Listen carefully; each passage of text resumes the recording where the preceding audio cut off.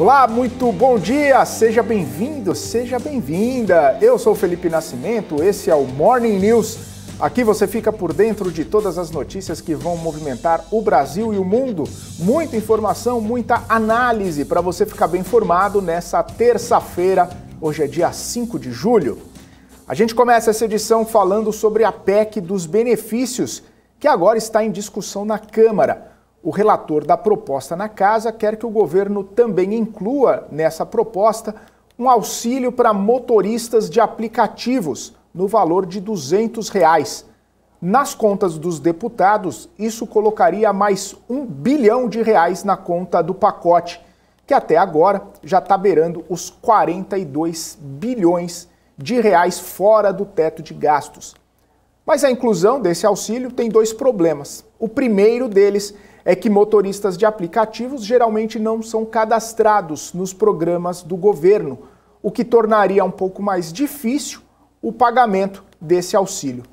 E o segundo e maior problema é que, caso haja qualquer mudança no texto, a PEC voltaria para o Senado para ser novamente apreciada e posteriormente novamente aprovada.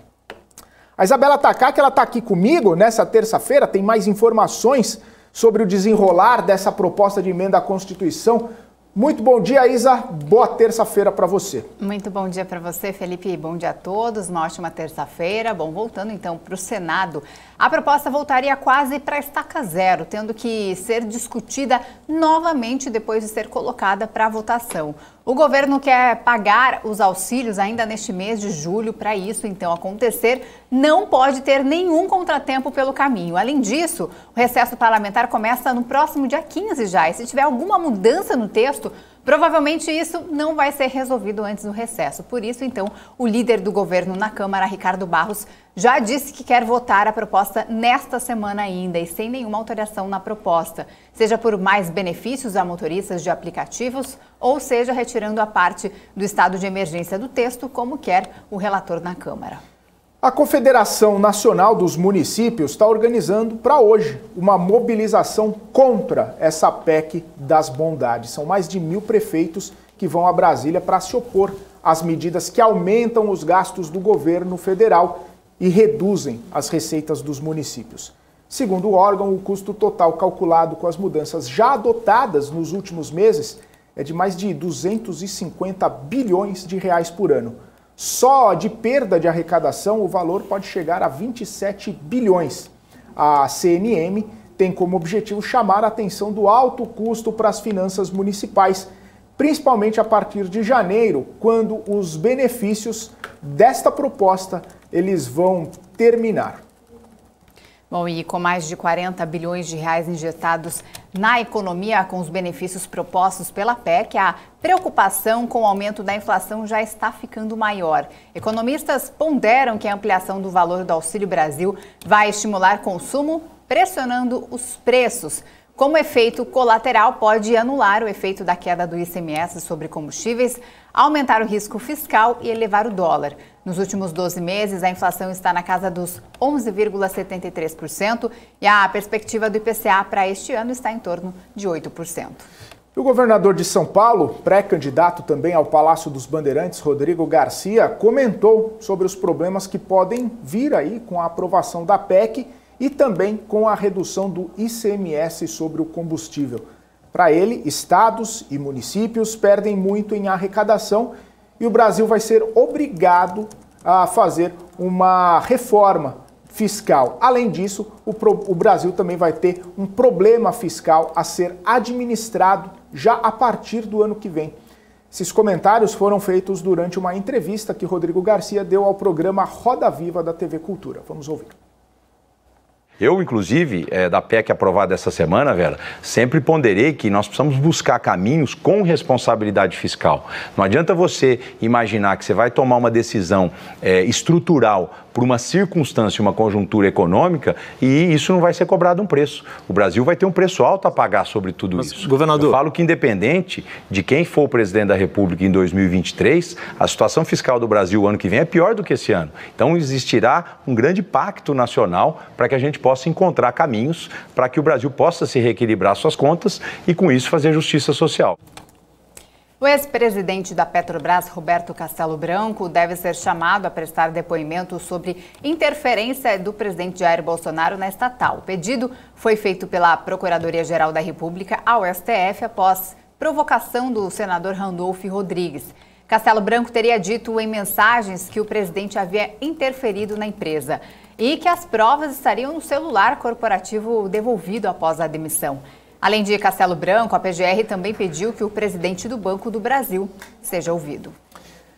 Daniela Marques assume hoje a presidência da Caixa. A economista vai tomar posse depois da demissão de Pedro Guimarães, que foi acusado de assédio sexual e também assédio moral por funcionários. A nova presidente do banco já afirmou que vai apurar com rigor as denúncias de assédio e que o banco vai ser mais focado na causa das mulheres. Daniela Marques já afastou 5 consultores e deve afastar todos os 20. Além disso, quer que metade das vice-presidências do banco seja ocupada por mulheres. Ontem à noite, o presidente Jair Bolsonaro comentou ali pela primeira vez sobre o caso envolvendo Pedro Guimarães. Perguntado por apoiadores, ele apenas disse que Pedro pediu afastamento e que essa era a resposta. Ele foi perguntado ali qual era o posicionamento. Bolsonaro até chegou a dizer que Pedro Guimarães tinha sido afastado pelo governo, mas depois retificou ali, falou, não, ele pediu afastamento, essa é a resposta que eu tenho para dar. Então essa foi a primeira declaração que o presidente Jair Bolsonaro falou publicamente aí sobre esse caso envolvendo o ex-presidente da Caixa. Bom, agora a gente vai para as notícias internacionais. Uma das maiores dúvidas no mercado é se os Estados Unidos estão caminhando realmente para uma recessão. A gente vai até lá então com a nossa correspondente internacional, Giovana Locatelli, que tem mais detalhes. Olá, muito bom dia para você, Giovana. Algum indicador já consegue dizer aí quando pode ter recessão nos Estados Unidos? Sim, bom dia, Isa, Felipe e a todos que nos acompanham. Segundo o Fed, os Estados Unidos já entraram em uma recessão, viu? O GDP Now mostra que a economia americana já está em uma recessão técnica. Isso porque há 2 trimestres consecutivos o Produto Interno Bruto americano registra um crescimento negativo. O GDP Now é uma ferramenta do Federal Reserve de Atlanta para projetar a evolução do PIB do país em tempo real, levando em conta as informações de mercado que são divulgadas diariamente. Os dados mais recentes do GDP Now prevêem uma contração de 2,1% do PIB no segundo trimestre. Caso essa projeção se confirme, vão ser 2 trimestres de queda na atividade econômica nos primeiros 3 meses do ano. Bom, o PIB americano aí registrou uma contração de 1,6% nesses 3 primeiros meses do ano. Ou seja, o país entraria no que os economistas chamam de recessão técnica. O que levou o Fed de Atlanta a reduzir a previsão do PIB foi a perda de força dos gastos do consumidor. Em maio, as despesas de consumo pessoal subiram 4,7% em relação ao ano passado, mas registraram queda de 0,2 ponto percentual. Primeira queda de 2022, vale lembrar, né? O Fed também elevou a sua taxa básica de juros em 1,5 ponto percentual desde março. A primeira prévia do PIB do segundo semestre vai ser divulgada no dia 28 de julho. Giovana, também lá na Europa, né, também tem essa visão aí, toda essa questão envolvendo possibilidade de recessão, né, indicadores mostrando aí. Por conta disso, o euro já caiu aí para as mínimas de 20 anos em relação ao dólar. Como que está essa situação? Conta mais para a gente. Sim, até atualizando, me ocorreu uma outra informação nova que eu li ontem, Felipe, sobre essa recessão que o mercado está aguardando. Semana passada, Elon Musk demitiu 500 funcionários. Essa semana, o Mark Zuckerberg também sinalizou que deve demitir, enxugar o quadro da Meta, né? Então, realmente a recessão está batendo na porta. Sobre o euro caiu para o seu nível mais baixo em 2 décadas nessa terça-feira, caindo mais de 1% para a sessão atingir aí $1 e com 2 centavos, 0,2 centavos. Isso acontece quando os temores dessa recessão na zona do euro aumentam à medida que os preços do gás disparam e a guerra da Ucrânia não mostra nenhum sinal de diminuir ou acabar, né? A inflação na zona do euro atingiu um recorde de 8,6% em junho, levando o Banco Central Europeu a avisar os mercados com antecedência da sua intenção de aumentar as taxas de juros pela primeira vez em 11 anos, na sua próxima reunião desse mês de julho. Mas a preocupação com a recessão pode limitar aí a capacidade do Banco Central de apertar a política monetária. Então, fica aí esse jogo de possibilidade, né? O índice econômico Sentix de julho, nesta segunda, mostrou que o moral dos investidores em 19 países da zona do euro caiu para o seu nível mais baixo desde maio de 2020. Então, apontando aí uma recessão inevitável. A inflação recorde na Europa foi estimulada pela disparada dos preços do gás nos últimos meses que a gente vem acompanhando, né? Os preços do gás natural da Europa nesta segunda atingiram níveis não registrados desde início de março, já que greves planejadas na Noruega aumentaram os problemas do mercado sobre os cortes na oferta russa. Lembrando, né, todos esses fatores convergiram para atingir duramente o euro. A moeda da zona do euro perdeu mais de 9% do seu valor em relação ao dólar desde o início do ano. Felipe, Isa, bastante contundente essa perda. E, Giovana, ainda sobre economia, o grupo China Evergrande está pedindo apoio de credores internacionais para se defender de uma ação em Hong Kong que visa liquidar essa gigante imobiliária chinesa, né? A empresa está... Qual que é a situação da empresa? Está numa situação difícil? Bastante, né, Isa? Como a gente vem acompanhando aí nesses últimos meses, né? A Evergrande atualmente é considerada inadimplente e tem uma dívida internacional de quase 23 bilhões de dólares. A companhia está trabalhando em um plano de reestruturação e vai apresentar o apoio dos credores como parte da defesa à justiça antes da primeira audiência sobre a petição de liquidação que vai acontecer dia 31 de agosto. Na semana passada, a Topshine Global, investidora da unidade de Funkchebal, disse que entrou com uma petição de falência contra a Evergrande, pois não havia honrado aí um pacto para recomprar ações da empresa. Um resultado bem-sucedido de uma petição pode impactar o plano de reestruturação de dívida da Evergrande, diminuindo o valor dos ativos no exterior, que são centrais aí para os interesses dos credores internacionais. A incorporadora não está considerando um acordo extrajudicial com a Topshine no momento, né, segundo fontes aí da empresa. A grande maioria dos seus credores se opõe a um pedido de liquidação, segundo essa fonte. Então, representantes da Evergrande, claro, não quiseram comentar o assunto. A empresa ainda está muito restrita com a imprensa sobre esse tema. Ô, Giovana, agora falando sobre o conflito no leste europeu, a Ucrânia vai precisar de 750 bilhões de dólares para o plano de recuperação do país. De quem foi esse alerta, de quem foi esse cálculo, como que vai ser pago aí esse dinheiro? Conta pra gente. Felipe, essa informação veio do primeiro-ministro do condado, Denis Shmyhal. Segundo ele, a Ucrânia vai precisar de 750 bilhões de dólares para a recuperação aí depois da invasão da Rússia. Shmyhal falou com líderes internacionais na Suíça durante uma conferência de recuperação da Ucrânia. Ele também disse que a invasão da Rússia até agora resultou em mais de 100 bilhões em danos à infraestrutura ucraniana. O primeiro-ministro disse ainda que líderes de países, representantes do setor privado e das ONGs participaram dessa conferência para discutir uma espécie de plano Marshall para reconstruir a Ucrânia.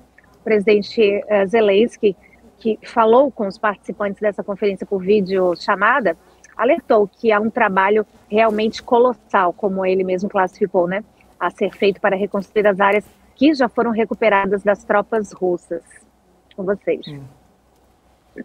Tá certo, então, Giovana, obrigado pelas informações. Ótimo dia para você, ótima terça-feira, bom trabalho. Pra você Até também. mais, tchau, tchau. Valeu, bom, e outra atualização importante sobre o conflito de hoje aí é que os 30 países da OTAN assinaram um protocolo de adesão da Finlândia e da Suécia. Hoje, agora há pouco aconteceu essa assinatura, olha só, imagens ali dessa reunião, para permitir então que eles se juntem à aliança nuclear assim que os parlamentos aliados ali ratificarem a decisão. Quando confirmada, essa então será a expansão mais significativa da aliança desde meados da década de 90. O secretário-geral da OTAN, Jens Stoltenberg, esse que estava falando agora há pouco, disse que este é um momento histórico e com 32 nações agora ao redor da mesa, seremos mais fortes, disse ele. O O protocolo significa que Helsinki e Estocolmo, né, que são as capitais desses países, podem participar então de reuniões da OTAN e ter maior acesso à inteligência, mas ainda não serão protegidos pela cláusula de defesa da OTAN de que um ataque a um aliado é um ataque contra todos, até então a ratificação realmente desse processo. E esse processo pode levar aí até um ano. Lembrando que o presidente da Turquia, Tayyip Erdogan, alertou na última quinta-feira, em uma cúpula que aconteceu ali da OTAN em Madrid, que a Finlândia e a Suécia devem primeiro, antes de aderir totalmente à OTAN, eles devem manter as promessas feitas à Turquia em um acordo ou ratificação não será enviada ao parlamento turco. Essa é a única condição em que os turcos fizeram ali para apoiar a entrada de Suécia e Finlândia na OTAN. Erdogan e seus homólogos finlandeses e suecos concordaram com uma série de medidas de segurança para permitir que os dois países nórdicos superassem o veto turco, então, que Ankara impôs em maio ali devido às suas preocupações com o terrorismo. De acordo com o memorando assinado, então, a Finlândia e a Suécia se comprometeram a não apoiar os grupos militantes curdos PKK e YPG, ou a rede de clérigo americano Fethullah Gulen, que Ankara diz ter encenado uma tentativa de golpe em 2016 e que rotula uma organização terrorista com a sigla FETÖ. Então, essa era a condição da Turquia para apoiar a adesão da Finlândia e da Suécia. Esse é o ministro de Relações Exteriores da Finlândia que está falando aí nessa reunião, que aconteceu a assinatura oficial aí para o processo de adesão à OTAN, que aconteceu hoje. Isso aí, Zá. Daqui a pouquinho a gente vai bater um papo com o Anderson Nunes, analista político, e, claro, ver os movimentos do mercado nessa terça-feira com o Guga Almeida, daqui a pouquinho, depois do nosso intervalo. BMC News. Informação que gera valor. Notou a inflação explodindo recentemente? Preço da gasolina? O seu dinheiro está desaparecendo? Rentabilize suas criptomoedas com a Bybit Ganhos. Renda fixa pagando 12,75% ao ano por tempo limitado. Não perca mais tempo, porque tempo é dinheiro. Abra sua conta hoje mesmo. Bybit.com. A CapTable é a maior plataforma de investimentos em startups do Brasil que conecta você, investidor, a essa nova economia. Nós selecionamos e avaliamos as empresas em ascensão de forma rigorosa. E você se torna sócio das marcas mais inovadoras e com futuro exponencial no mercado. Invista de forma descomplicada, inteligente e exponencial. Acesse captable.com.br e faça parte da nova economia. Se hoje você assiste um filme, pede comida e chama um táxi em poucos cliques, por que você ainda faz o seu imposto de renda como se você estivesse na idade da pedra? Você não tem que ficar reunindo um monte de documentos ou fazendo todas as contas na mão. É possível sim fazer em poucos cliques, utilizando uma plataforma chamada Velotex, que integra com as principais corretoras e plataformas para que você faça tudo de forma simples, fácil e totalmente segura. Vá no site velotex.com.br ou escaneie o QR Code e faça seu imposto de renda em 3 minutos.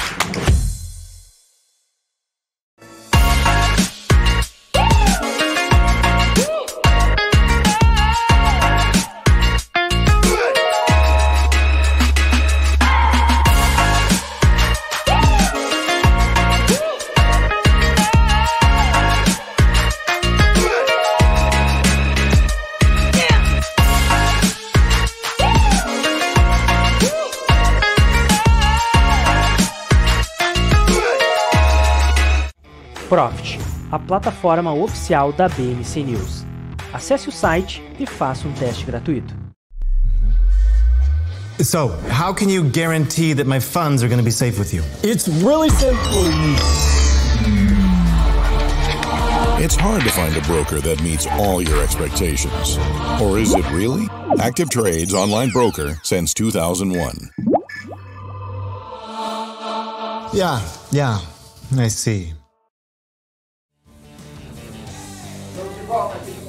Morning News, agora 8 horas e 51 minutos, e a gente já vai chamar o nosso convidado desta manhã, Anderson Nunes, analista político, para a gente debater um pouco sobre esse cenário político, eleitoral que estamos vivenciando aí poucos meses antes da eleição. Anderson, bem-vindo mais uma vez aqui à BMC News, ao nosso Morning News. Sempre um prazer falar contigo. Bom dia. Bom dia, Felipe. Bom dia, Isabela. Muito obrigado pelo convite. É sempre uma satisfação estar aqui presente ao vivo com vocês. Anderson, vamos começar falando sobre o tema do momento, né? A PEC das bondades. O governo corre para conseguir aprovar e tentar fazer o pagamento dos benefícios ainda neste mês, mas a proposta ainda está sendo debatida na Câmara dos Deputados. O relator quer fazer algumas outras concessões ali, inclusive o auxílio para motoristas de aplicativo, que pode retardar um pouco o andamento de toda essa proposta. Diante de toda essa discussão, de todas essas questões, o governo fazendo movimentos ali para acelerar essa proposta e colocando muito dinheiro, eu queria saber sua visão, né, sobre essa tramitação, sobre esses benefícios, sobre esse montante de dinheiro que está sendo injetado aí possivelmente na economia nos próximos meses. Como que fica, né, essa questão, como que fica essa situação na sua visão aí, principalmente pelo fato, né, de muitas pessoas estarem aptas aí para receber esse benefício, e como que fica toda essa articulação no seu ponto de vista? Primeiramente, a gente tem que ver uma injeção onde começou com a possibilidade de 29,6 de valor de investimento, no caso do governo, depois passou para 34, depois foi para 38, 39, agora a gente já está em 41,25, e caso a proposta seja estendida também aos motoristas de aplicativo, pode chegar a 50 bi. O mercado financeiro, logo no começo da PEC, falando sobre a PEC do diesel, que agora virou PEC da bondade, ou PEC dos benefícios sociais, colocava-se o valor de 50 bi. Depois o governo fez essa modificação para tentar chegar de forma direta à ponta, que é, na verdade, quem realmente precisa desses benefícios. Tentou-se fazer através da isenção do ICMS do diesel, percebeu que nem todos os governadores poderiam fazer esse repasse de forma imediata e teve a iniciativa de trocar e alterar o projeto de emenda constitucional para a PEC dos benefícios. Aí entrou, no caso, R$1.000 de voucher para os caminhoneiros, onde teria uma data de corte de 31 de maio para evitar o cadastro excessivo de quem, por exemplo, não faz parte ou não deveria receber. Assim também, como colocou o aumento de R$400 para R$600 do Auxílio Brasil, colocou 2,5 bilhões de reais para manter e auxiliar as prefeituras e estados na gratuidade do idoso no transporte coletivo. Também foi colocada uma questão do Alimenta Brasil em torno de 500 milhões de reais nesse valor. Então a gente vê uma série de benefícios sendo implantados. E por que o motivo da PEC? Para tentar fugir da legislação eleitoral. E qual é o interesse nesse motivo? Blindar o presidente da República a não recair, pois em ano eleitoral é proibido aumentar certos benefícios ou criar benefícios sociais. E sendo através da PEC, o presidente da República não precisa sancionar. Após a aprovação, nesse exemplo da Câmara, tá, em 2 turnos, ela já está valendo. Vai ser publicado e já passa a valer. Agora, a gente tem que separar ela em um ponto. A intenção do governo é aprovar antes do recesso parlamentar e a gente tem um risco. Qual é o risco dessa PEC? É incluir, na verdade, os motoristas de aplicativo. Se incluir com o mesmo valor do taxista de R$200, aí a PEC vai ter que retornar ao Senado e tem o risco de não aprovar antes do recesso. E com isso não iniciar o pagamento até o final de julho, que é a expectativa do governo.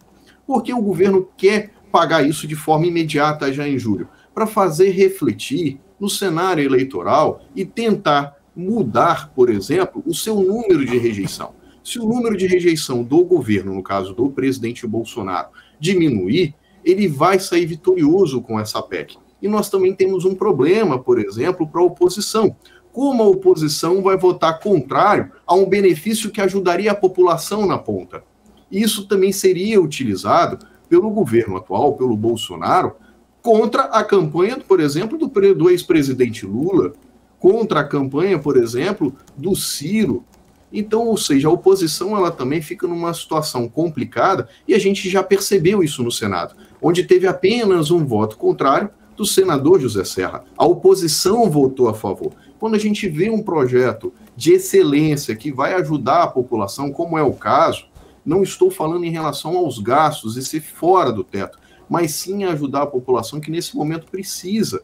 Então a gente vê todo mundo se unindo e votando a favor. Lógico, a oposição vai tentar vetar algumas coisas? Vai. Por exemplo, ela tentou derrubar a questão da necessidade de emergência produzida falando sobre o diesel. Por que isso? Para tentar atingir a lei eleitoral e tornar inelegível, por exemplo, o Bolsonaro. Agora, ela tentou atrasar o processo? Ela tentou jogar para isso começar muito próximo ao final das eleições. E ela também tentou adiar, já pensando na possibilidade de eleição do seu candidato, no caso do Lula, para prorrogar o benefício de 2022 para 2023. Pois, caso ele seja eleito e a PEC seja aprovado, ele vai ter um grande problema, pois ele vai entrar ao governo, esses benefícios vão ser retirados, alguns como, por exemplo, o voucher taxista e o voucher caminhoneiro, o valor de 600 vai descer para R$400 do Auxílio Brasil, e ele vai ter o nome como se ele tivesse tirado esses benefícios, que não é o caso. A legislação está sendo colocada. Então essa PEC ela tem que ser dividida em várias partes para a gente conseguir fazer essa análise. Peço até perdão pelo tamanho da minha fala, mas ele tem esses vários de detalhes que estão sendo colocados. E a preocupação do governo é incluir o benefício aos motoristas de aplicativo. Isso atrasaria completamente o que o governo pensa. Então, é essa fala que eu tenho sobre essa PEC dos benefícios sociais. Anderson, bom, esse assunto, né, vai ter muita repercussão ainda, a gente vai ficar acompanhando de olho aqui.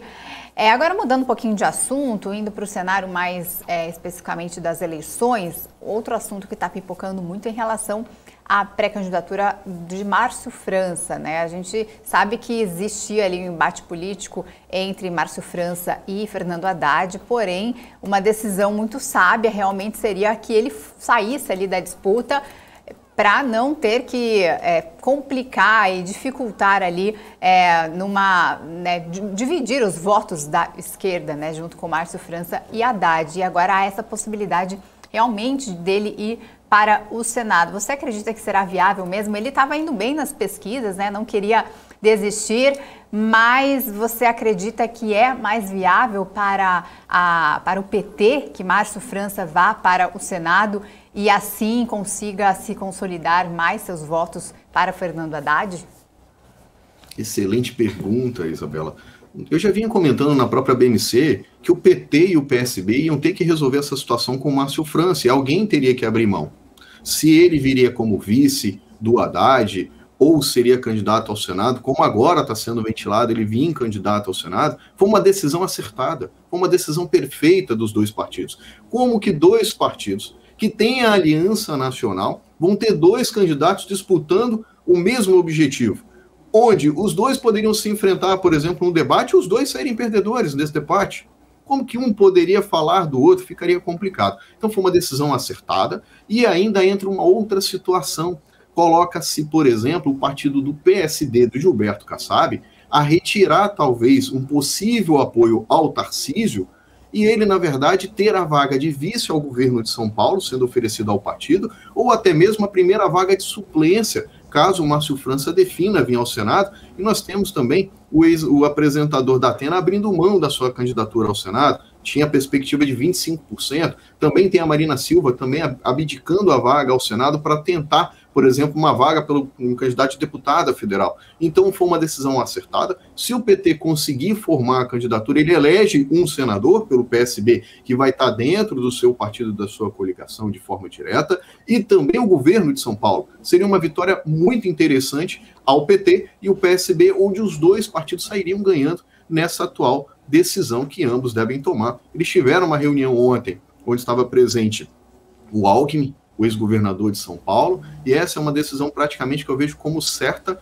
e dada, e finalmente só falta ser anunciado de forma oficial. O Anderson, e nesse sentido ainda, né, aqui em São Paulo, a gente sabia que o Márcio França, pelo menos nas pesquisas, nas últimas pesquisas, ele estava até indo muito bem, estava na segunda colocação ali, logo atrás do Fernando Haddad, do PT, e acima, né, à frente do ex-ministro Tarcísio. Com a saída do Márcio França, possivelmente alguns votos do Márcio França vão para o Tarcísio, outros vão para o Haddad. Mas isso não abriria uma possibilidade de já colocar, de repente, o Tarcísio num segundo turno e ter a mesma coisa que aconteceu lá em 2018, aquela polarização do anti-PT, e isso ser prejudicial para a candidatura do Haddad, ao invés de disputar já com o Márcio França e ter, como eles têm a coligação nacional, né, já ter ali pelo menos um garantido na cadeira do Palácio dos Bandeirantes? Sim, na verdade isso também tem um risco do fator. O Márcio França ele vinha em torno de 15, 17, 18% em algumas pesquisas eleitorais e, na verdade, a transferência dele seria natural para os 3 candidatos, por exemplo, o Rodrigo Garcia, para o próprio ex-ministro Tarcísio e o Fernando Haddad. Agora, qual é a proporção que essa divisão vai ser dada? A gente só vai conseguir falar depois que ele oficializar e vir as próximas pesquisas. O PSB, ele tem um partido um pouco de esquerda, mas muita gente acaba votando no PSB e pode acontecer, por exemplo, num segundo turno, de ter essa situação, por exemplo, de petismo, no caso, ser contra o PT ali e favorecer, por exemplo, o Tarcísio. A gente tem que avaliar com isso com tranquilidade e cautela nesse momento. Falta ainda muito tempo para as eleições, falta tempo ainda para definir, por exemplo, quem vai ser o vice de chapa de cada um, e isso também pode modificar os apoios dos partidos, vão definir. Então eu acredito que foi uma decisão acertada do PT, vai transferir pelo menos metade desses votos que ele tem para o PT, pois ele vai apoiar a candidatura do Fernando Haddad. E, na verdade, o Fernando Haddad ele sai vitorioso, por exemplo, num primeiro turno, se a gente for observar nesse momento. Em São Paulo vai ter segundo turno, observando as pesquisas, onde vai ter o Fernando Haddad em primeiro lugar e o Tarcísio em segundo. E a definição vai andar aí de acordo com o projeto de governo de cada um e de quem vai apoiar. Pois no governo a situação é um pouco diferente. Vai depender de quem são os deputados, quem são os senadores que vão estar apoiando esses candidatos e também dos partidos. Isso faz total diferença. E depois, junto nessa situação, vem os prefeitos e vereadores que fazem o trabalho na ponta e de forma direta com a população, com seus eleitores. Anderson, então só para entender, né? O Márcio França estava esperando ali a decisão de Kassab, que até hoje iria dizer, hoje é 5 de julho, né, iria dizer se iria apoiar o PT e o PSB ali nessa eleição, mas havia uma grande possibilidade também de Kassab apoiar o candidato presidente Jair Bolsonaro e, inclusive, poderia ficar como um posto de suplente ao Senado. Então, isso significa que, já que Márcio França tomou essa decisão de ir ao Senado, então Kassab desiste de apoiar o Tarcísio?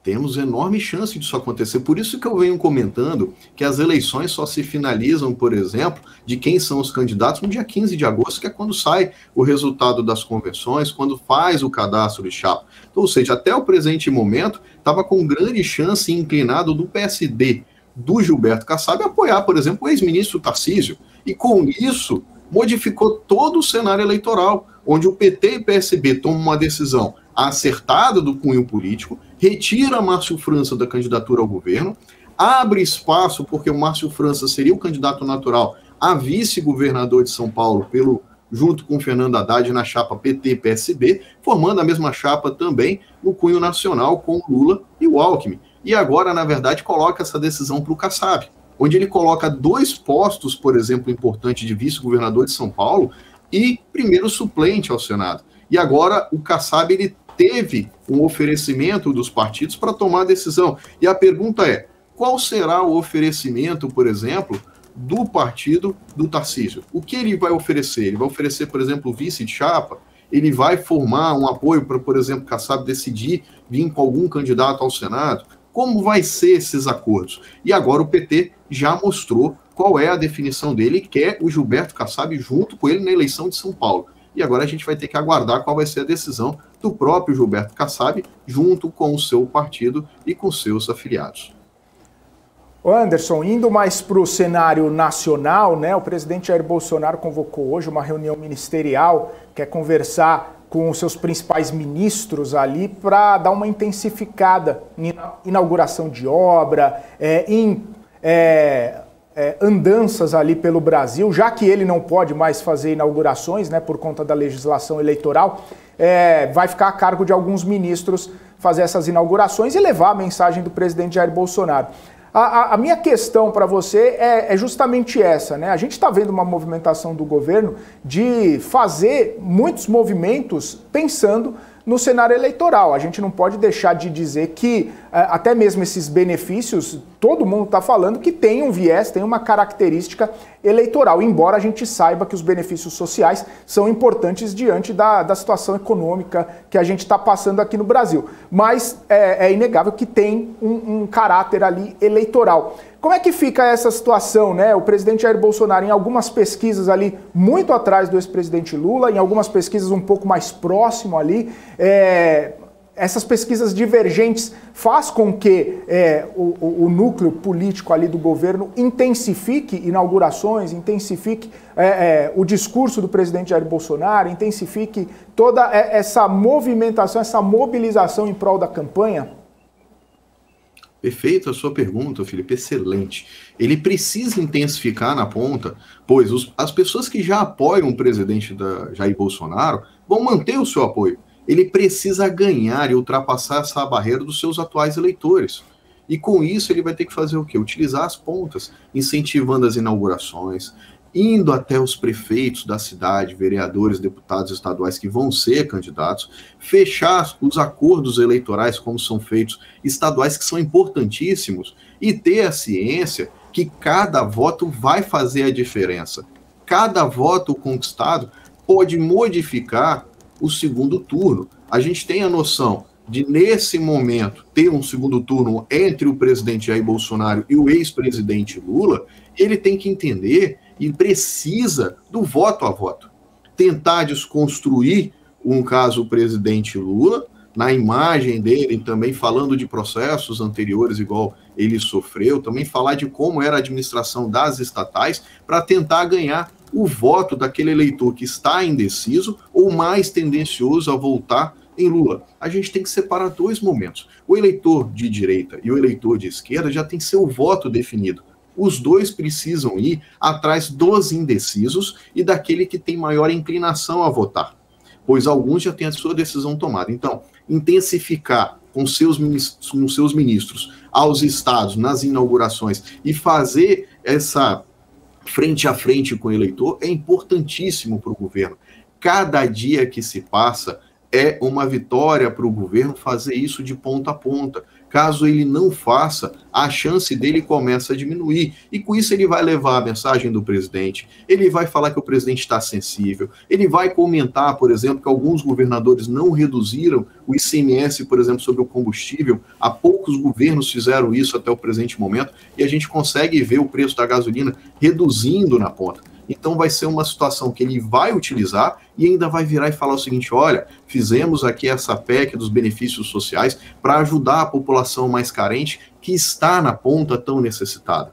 E depois vai ser observado o que essa PEC vai trazer, por exemplo, se vai trazer problema financeiro ou não, como isso também vai repercutir na inflação, se as pessoas vão aumentar o seu consumo ou, por exemplo, vão conseguir sustentar a sua família. A gente vê uma inflação bem alta na ponta e o povo tendo esse sofrimento ali pontualmente com alguns quesitos e algumas coisas da cesta básica. E agora, em relação a, mudando um pouquinho de assunto do cenário das eleições, mas acaba impactando também, hoje deve acontecer uma sessão lá no Senado, em que foi inclusive um pedido do senador Eduardo Girão para que Alexandre de Moraes e Luiz Roberto Barroso possa prestar esclarecimentos ali.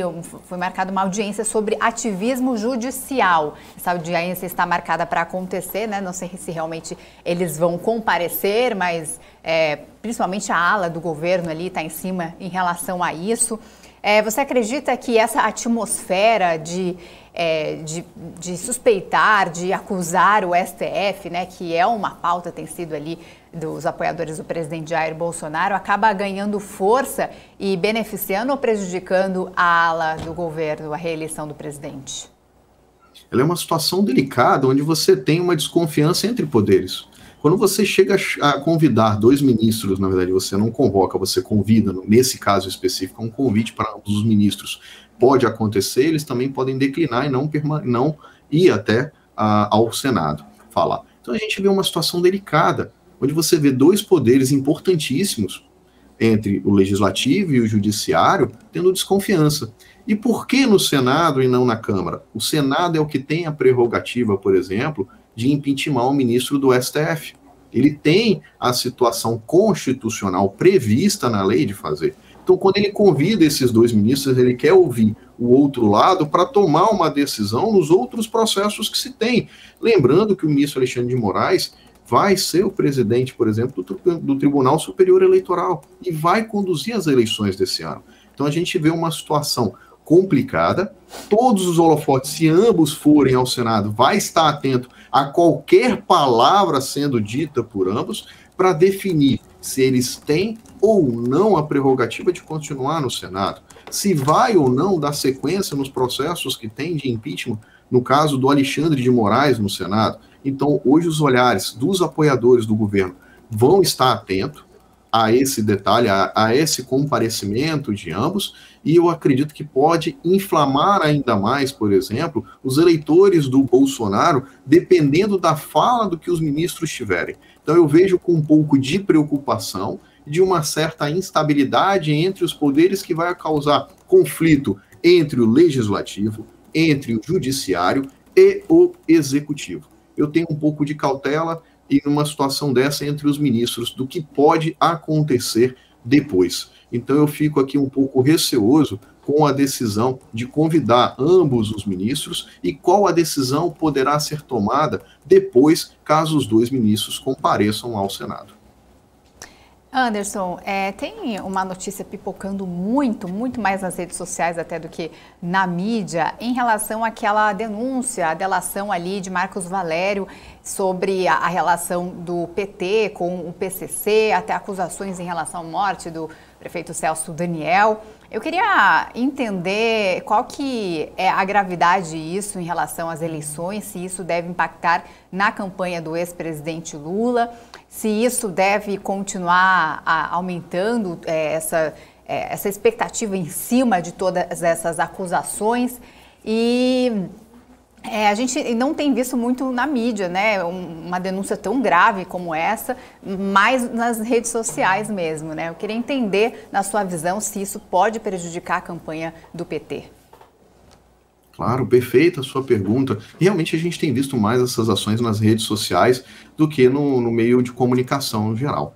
Então, o que acontece? Eu vou pegar o exemplo, independente dessa situação da denúncia do Marcos Valério, falando da ligação do PT com o PCC, falando de uma forma geral. Qualquer candidato que tivesse na atual conjuntura, nesse caso, o PT, o candidato contrário iria explorar isso na mídia. É uma denúncia grave, é uma denúncia que merece ser apurada, é uma denúncia que, se realmente for confirmada, muda todo o risco eleitoral, por caso do PT.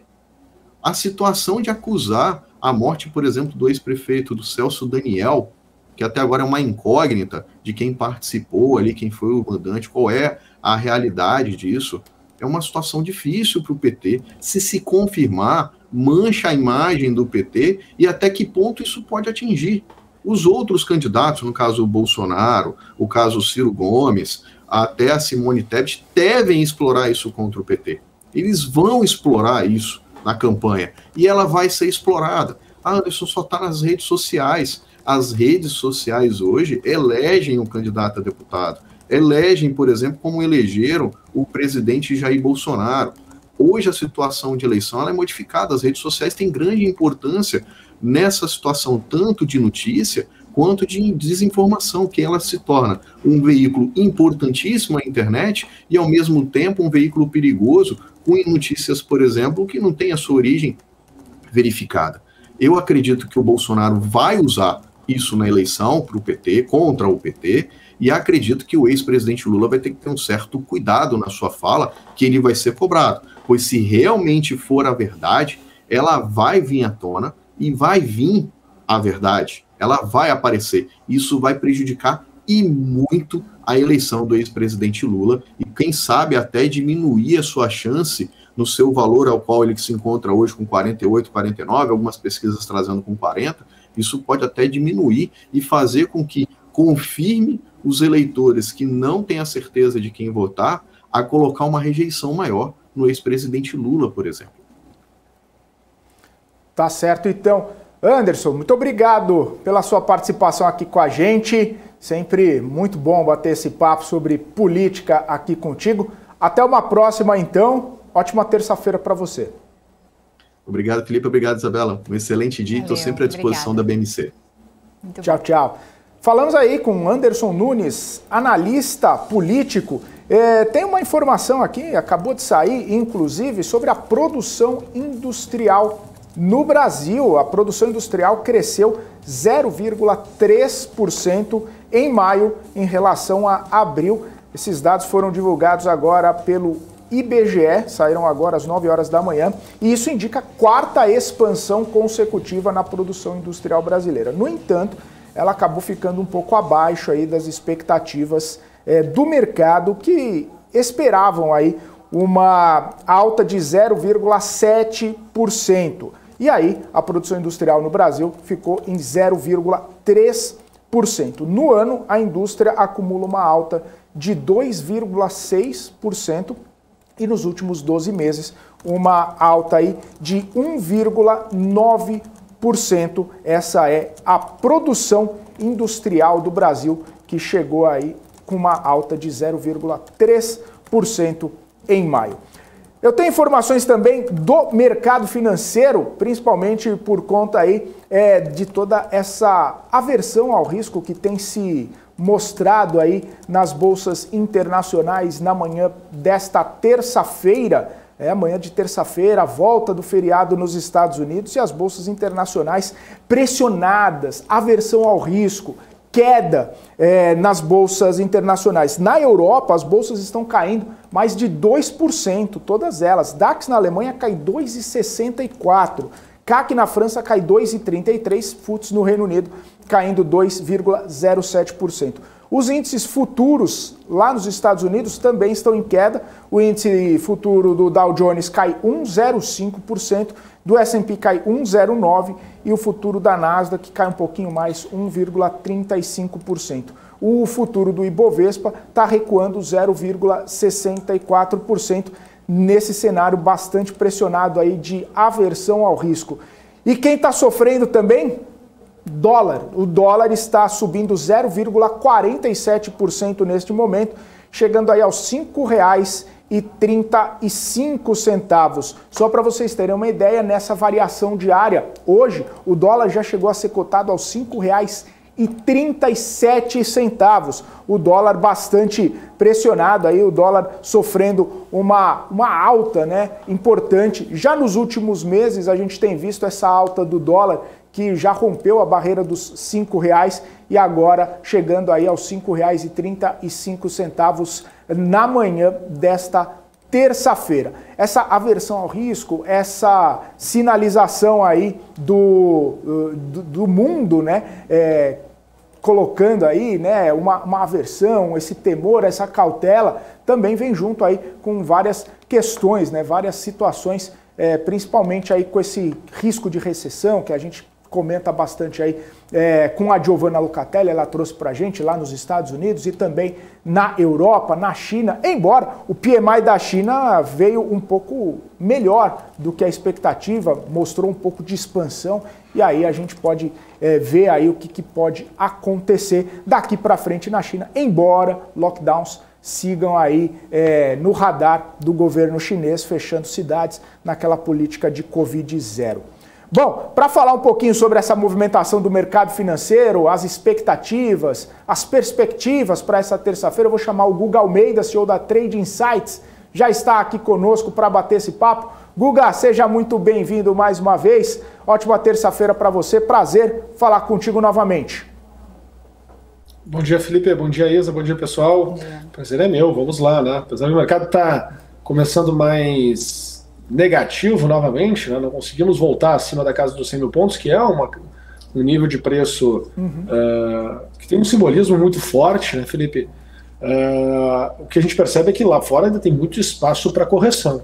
Tá? Enquanto nós estamos aqui em patamares de preço pré-pandemia, olha que interessante, né? A gente está nos patamares de preço pré-pandemia ali, na época que o Trump brigava no Twitter com a China. Não sei se vocês se recordam disso, mas foi onde o Twitter, de fato, ganhou cada vez mais autoridade ali, né? Relevância, isso, boa, essa palavra.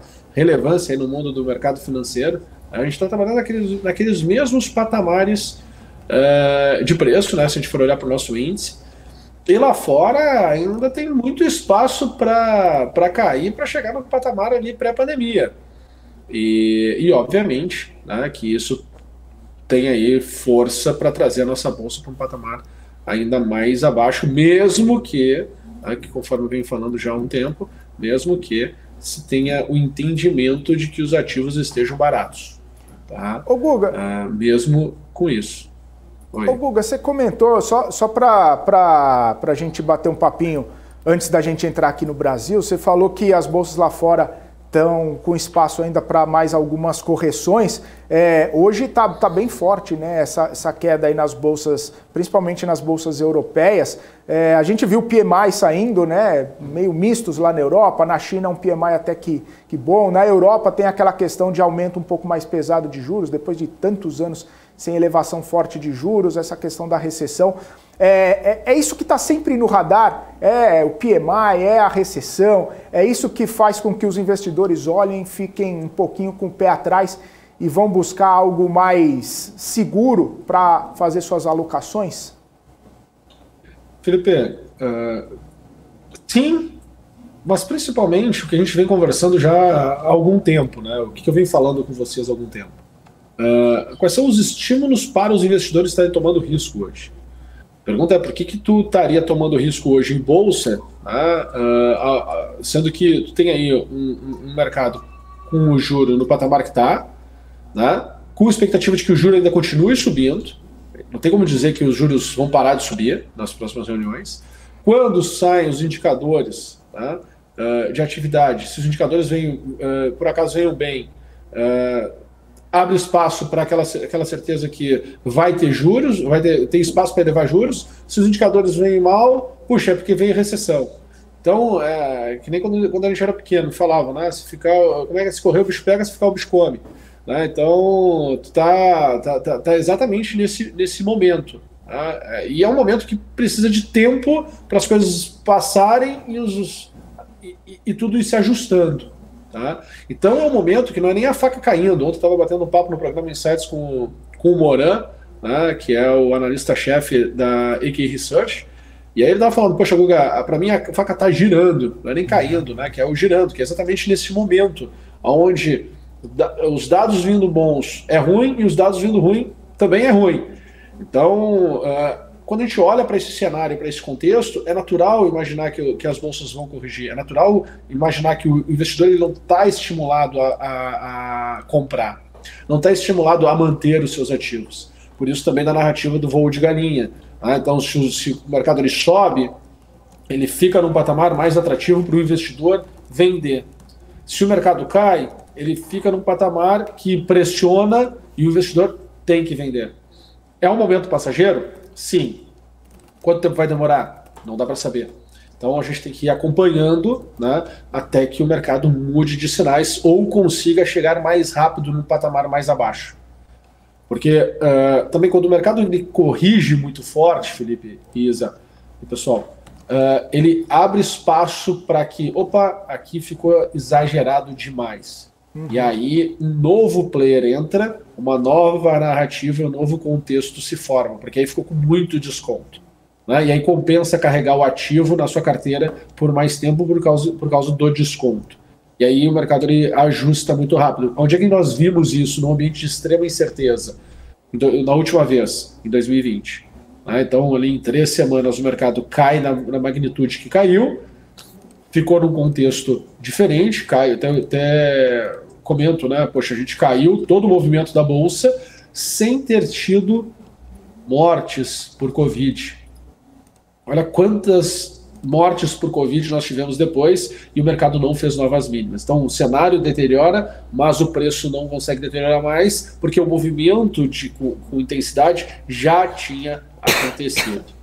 Tá? E aí você cria um novo contexto, uma nova situação no mercado. Obviamente que o excesso de liquidez também gerou, né, um estímulo para que também os resultados das companhias pudessem performar, coisa que a gente fica vivendo, né, os reflexos dessa liquidez que foi injetada, a gente está vivendo ainda hoje nos resultados das companhias. Tá? Mas agora o mundo está mudando, o contexto está mudando, as mensagens estão aí, os principais empresários têm falado muito forte e com muita clareza, né? Não tem meias palavras, não é que nem a ata do Fed, né? Que tu tem que ir lá trazer, tem que ser PhD para poder, né? Tem que ser PhD em ata do Fed para poder interpretar ali o contexto, a vírgula, o ponto e tudo mais, né? Porque todo mundo tenta ver o que quiser ver. Não, está sendo bem claro que, poxa, estão esperando uma recessão. Então, não tem como querer esperar diferente da resposta da Bolsa agora.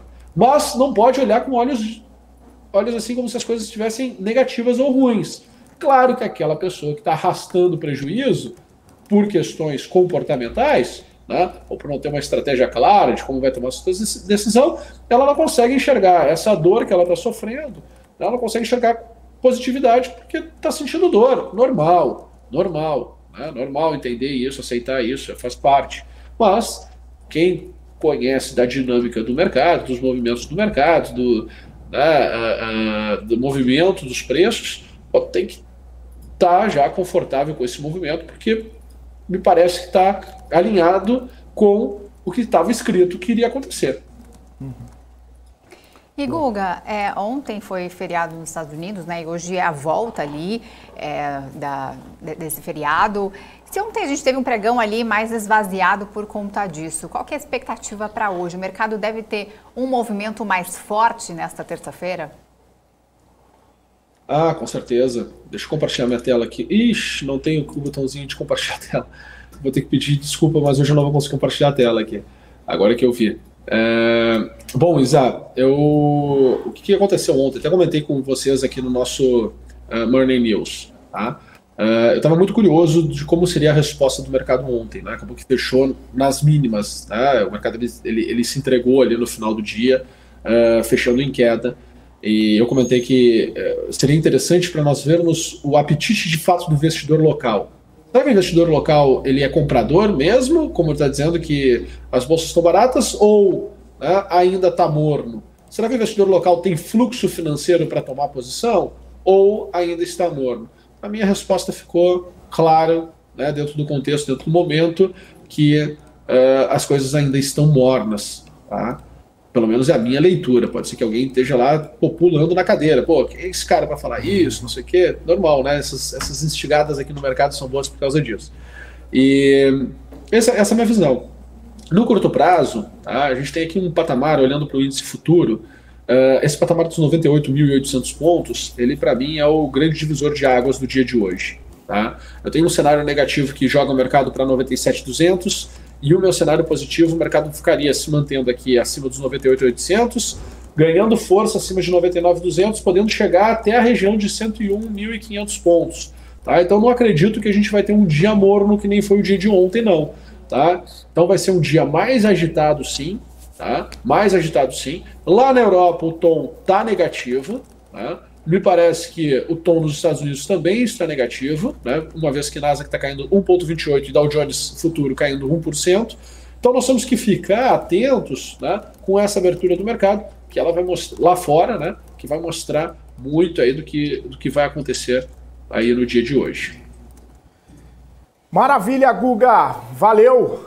Ótima terça-feira, bons negócios para você. A gente se vê amanhã novamente. Um abraço. Valeu, pessoal. Um abraço. Bom dia e bons negócios. Bom dia. Bom dia. Isso aí, falamos com o Guga Almeida, CEO da Trade Insights, agora 9 horas e 31 minutos, e a gente vai direto para Brasília. Encontro do Arthur Lira com líderes na manhã de hoje para discutir o quê? PEC do estado de emergência. Votação corre o risco de ficar para a semana que vem. A Kelly Ecali está aqui com a gente trazendo as principais informações, os detalhes, os bastidores dessa reunião que acontece hoje. Kelly, muito bom dia, seja bem-vinda aqui ao Morning News. Conta pra gente. Oi, Fê, bom dia, Isa, bom dia a todo mundo que está acompanhando o Morning. Hoje de manhã, então, está previsto para... Na verdade, já deve ter começado, viu? Está em vias de começar, sempre atrasa. Um café da manhã do Arthur Lira, que é presidente aqui da Câmara, com os líderes da oposição. O assunto, como você mesmo disse, Fê, é essa PEC do estado de emergência, né? Há um clima de tensão sobre a importância, a relevância de votar essa PEC do ponto de vista social, né? Todo o ganho que ele traz, principalmente para a faixa em vulnerabilidade, né? Ajuda ali no aporte para combustíveis, né? Para a compra de combustíveis, enfim. Por outro lado, há uma perspectiva, defendem outros parlamentares, tanto da oposição como mais de centro, a exemplo do Partido Novo, de que se trata de uma PEC eleitoreira, né? Então, você tem vários vieses ali em torno dessa proposta de emenda constitucional, que está pronta já hoje para ser votada ali na comissão especial. A gente não tem como saber se de fato ela vai hoje, justamente por clima aí, por esse clima de tensão, esse clima de inconstância. Mas fato é que essa PEC já vai estar hoje pronta para ser discutida na comissão especial e, consequentemente, ser votada. O que acontece agora? Ninguém sabe se vai dar tempo votar essa semana, primeiro, porque tem sessão do Congresso Nacional hoje à tarde, né? Não foi derrubada, está lá, continua lá prevista. Então, você já tem uma atividade obrigatória a mais. Você tem toda uma discussão em torno da PEC, porque não há um consenso. Os líderes não querem, da oposição, né? Os partidos ali de oposição e de centro, como eu disse, não querem o estado de emergência porque se preocupam com os cofres, né, da União, enfim, tem toda essa discussão também de uma possível bomba, né, eles estão chamando aqui de rombo, no orçamento da União, né, uma PEC que, por exemplo, estava prevista inicialmente ali com 30 bi, está quase chegando dos 54 bi, né, muito dinheiro a mais, e a avaliação é em torno disso, né. Por outro lado, os líderes da base estão ali animados, vão se reunir para o almoço com o Arthur Lira, e aí vão discutir estratégias para votar essa PEC. Qual é o provável calendário, viu, Fê? Apresentar o relatório hoje, dar ali vista, com certeza algum partido vai pedir vista, o Novo certamente vai emplacar aí um pedido de vista, o que dá ao Novo e aos outros parlamentares um prazo de espera de 48 horas, sendo assim, só poderia se discutir de novo ali na quinta-feira. Discutindo na quinta-feira, aprovando na quinta-feira, tudo bem, pode trazer aqui para o plenário no mesmo dia sem nenhum problema, mas vai ter quórum? Não vai ter quórum? O Lira vai querer marcar ali reunião na sexta-feira, né? Desculpa, sessão na sexta-feira, ainda que seja remota, vai dar quórum? Então tem muito entrave político em torno da discussão dessa PEC do estado de emergência, o que faz com que sim, provavelmente só seja votada na semana que vem. Mas aí, como eu disse, né, tudo isso está sendo costurado, é uma discussão de que está sendo feita com líderes da oposição, líderes da base, líderes de centro, enfim, então é difícil a gente prever o que de fato vai acontecer. Mas a articulação, viu, Fê? Tem muita rodando por aqui. Volto com vocês aí. Eli, desculpa, eu nem perguntei para você antes em relação a esse assunto, mas eu sei que você é muito ligada, né? Tá por dentro de tudo. E se não souber ainda, depois se puder apurar, eu vi aqui que principalmente a ala aqui do governo está falando muito sobre a audiência solicitada por Eduardo Girão, sobre o convite ali a Alexandre de Moraes e Luiz Roberto Barroso para a audiência que deve acontecer hoje no Senado sobre ativismo judicial. Deve acontecer mesmo? Eles devem comparecer? Já se fala alguma coisa por aí em relação a essa audiência? Isa, o senador Eduardo Girão é alguém que tem ali um espectro eleitoral muito forte em torno do combate ao que ele chama de ativismo judicial, né? Então, essa é uma pauta constante do Eduardo Girão. Ou seja, mais do que normal, politicamente falando, inclusive, para se projetar, para ficar bem ali entre os eleitores dele, mais do que normal ele insistir nessa retórica, né, de chamamento dos ministros aqui Há alguns meses, eu não lembro exatamente como, e agora você me pegou, porque eu também não vou lembrar exatamente em que circunstância, mas se chegou ali a fazer uma pressão muito grande para que o Alexandre de Moraes viesse para cá prestar, eu acho que era algum esclarecimento, algum depoimento, eu não lembro. E nessa época eu conversei com muitos líderes, tanto da base como da oposição, e a leitura é a seguinte: como que você vai chamar um ministro do Supremo Tribunal Federal para vir prestar esclarecimento para os parlamentares, né? Que jogo é esse? Por mais que esteja de alguma forma ali prevista a Constituição, que você pode ali, né, ter procedimentos em cima de ministros, como por exemplo pedidos de impeachment, do ponto de vista institucional não pega nada bem. Então, você tem uma dificuldade muito grande desse acesso aos ministros, porque há também ali essa cultura, né, de você ter um respeito, cada um no seu quadrado, digamos assim, cada um no seu lugar, e aí você evitar, né, fazer projeções políticas, a visão é essa, fazer projeções políticas em torno aí desse tipo de demanda, como, por exemplo, né, chamar um ministro para cá. O ministro Luiz Roberto Barroso é um dos 4 que estão de férias, né, anunciaram férias ali do STF, o STF está de recesso, 4 entraram de férias, 5 estão no STF ainda, a Rosa Weber está no plantão até o dia 15, e o Fux, que vai tirar esses dias, né, até o dia 15, volta no dia 16 e fica até o dia 31, ou seja, você tem uma parte da corte que está de férias. A probabilidade, então, de um ministro comparecer a uma audiência pública, ela discute uma problemática, discute uma solução, enfim.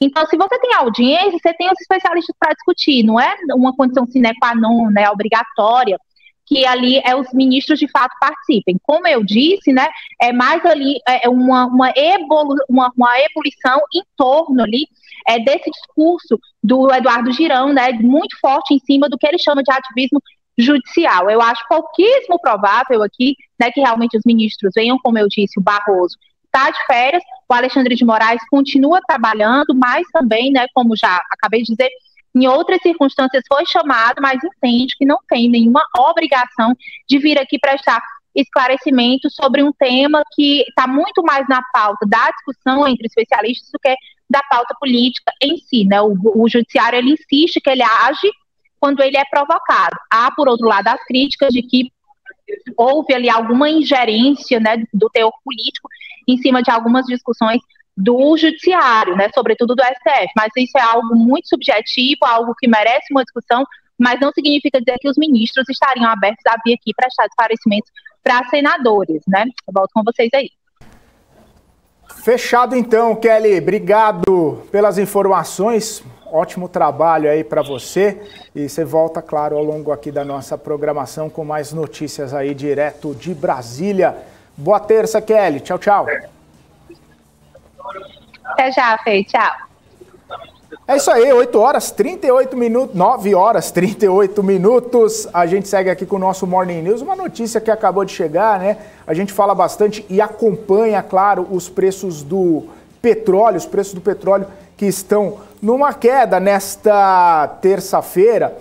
Só para a gente ter uma ideia aqui, o petróleo caindo 1%. Nesse momento no cenário internacional, mas a notícia que eu tenho para trazer é que analistas do Citi estão olhando aí para o preço do petróleo e dizem que o preço do petróleo pode cair até $60 agora no final de 2022, isso se a recessão acabar se desenrolando. Eles estão projetando aí um recuo substancial no preço do petróleo, caso esses temores de recessão acabem se concretizando. Eles têm notado as semelhanças no ambiente energético atual com as crises que aconteceram nos anos 70, moldadas aí pelo embargo do petróleo da OPEP e também o aumento adicional na guerra do Irã do Iraque, lá nos anos 80. Eles dizem que a recessão está cada vez mais provável. E aí o petróleo pode chegar ali perto dos $60, $65.